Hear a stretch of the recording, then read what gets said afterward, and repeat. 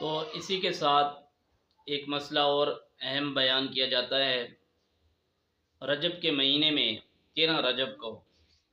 حضرت سیدنا علی المرتضیٰ رضی اللہ تعالیٰ عنہ کی ولادت کے حوالے سے کہ حضرت سیدنا علی المرتضیٰ رضی اللہ تعالیٰ عنہ کی جو ولادت ہے وہ بھی رجب کے مہینے میں 13 رجب کو ہوئی، واللہ عالم۔ لیکن اس میں ایک چیز کا بیان دیا جاتا ہے کہ حضرت سیدنا علی المرتضیٰ رضی اللہ تعالیٰ عنہ کی جو ولادت ہے وہ کعبہ میں ہوئی۔ پوری کتابوں کے اندر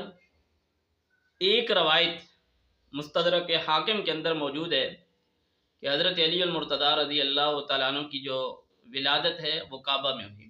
اور جو راوی نقل کرنے والے ہیں وہ یہ کہتے ہیں نہ اس سے پہلے نہ اس کے بعد کسی اور کی ولادت کعبہ میں نہیں ہوئی۔ تو یہ بات ان کی جو یہ نقل کر رہے ہیں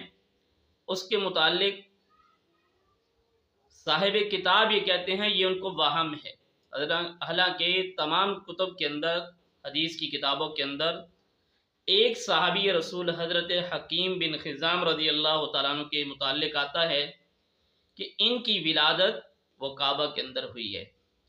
حضرت علی المرتضیٰ رضی اللہ تعالیٰ عنہ کے حوالے سے جو ایک روایت صرف انہوں نے نقل کی، اور وہ بھی دلیل کے ساتھ نہیں، لیکن حضرت حکیم بن حزام رضی اللہ تعالیٰ عنہ کے متعلق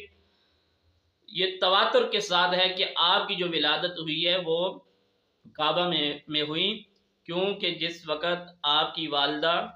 امید سے تھیں اور آپ کی ولادت کا وقت قریب تھا تو وہ برکت کے طور پہ بیت اللہ میں گئیں، تو اس وقت آپ کو تکلیف ہوئی، درد ذیل ہوا، تو وہاں پر آپ کی ولادت ہوئی۔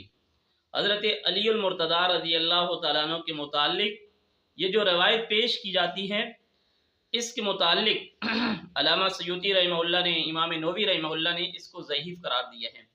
اور دوسری بات کہ بیت اللہ میں پیدا ہونا یہ کوئی کمال بھی نہیں ہے، کیوں کہ بیت اللہ ولادت کی جگہ نہیں، وہ عبادت کی جگہ ہے۔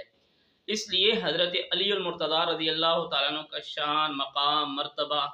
وہ بہت بڑا ہے، وہ بہت بلند ہے۔ اصل چیز یہ ہے کہ ان کی اس بحث میں، جیسے ابھی سوشل میڈیا کا دور ہے، الیکٹرانک میڈیا کا دور ہے، اس میں گھنٹوں ان چیزوں پر بحث ہو رہی ہے کہ آپ کی ولادت ہوئی ہے نہیں ہوئی ہے، ہوئی ہے نہیں ہوئی ہے، بس یہی چیزیں۔ اصل چیز یہ ہے کہ سیرت سیدنا علی المرتضیٰ رضی اللہ تعالیٰ عنہ کو پڑھ کر اس پر عمل کیا جائے، نہ کہ ایسی بحثوں کے اندر پڑھا جائے جس سے کوئی کسی کو فائدہ نہ ہو۔